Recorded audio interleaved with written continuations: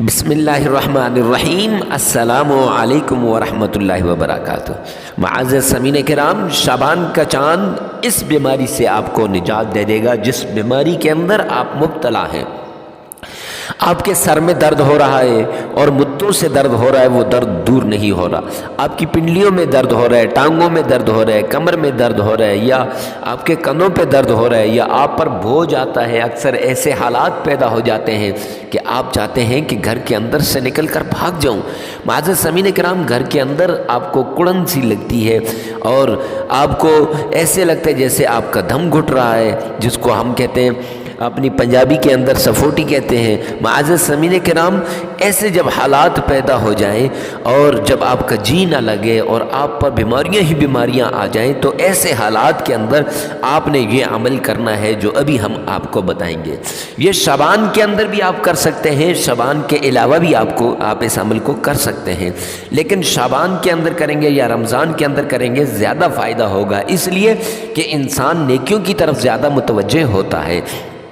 تو چلتے ہیں آج کے اس وظیفے کی طرف۔ وظیفہ بتانے سے پہلے، مسلمان ہیں، 5 وقت کی نماز پڑھنا ہر مسلمان پر فرض ہے۔ آپ بھی 5 وقت کی نماز پڑھیے، انشاءاللہ آپ بیماریاں آپ سے ویسے ہی بھاگ جائیں گی۔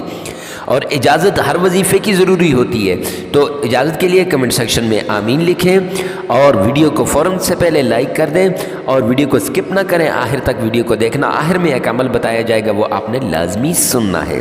یہ 7 دن کا عمل ہے معزز سامعین کرام، 7 دن کا یہ عمل ہے۔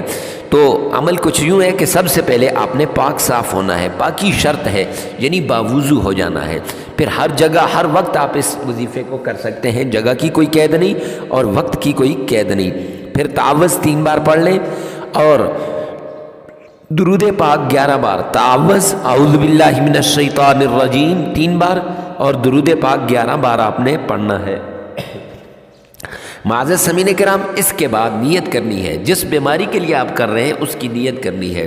اگر آپ اپنے کسی رشتہ دار کے لیے کر رہے ہیں اس کی نیت کرنی ہے، آپ اپنے کسی چاہنے والے کے لیے کر رہے ہیں اس کی نیت کر لینی ہے۔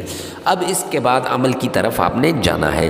عمل کچھ یوں ہے، سب سے پہلے آپ نے سبحان اللہ 33 بار کرنا ہے، پھر لا الہ الا اللہ یہ 100 بار آپ نے کرنا ہے، پھر الحمدللہ یہ 33 بار، پھر سن لیں سبحان اللہ 33 بار، لا الہ الا اللہ 100 بار، الحمدللہ 33 بار۔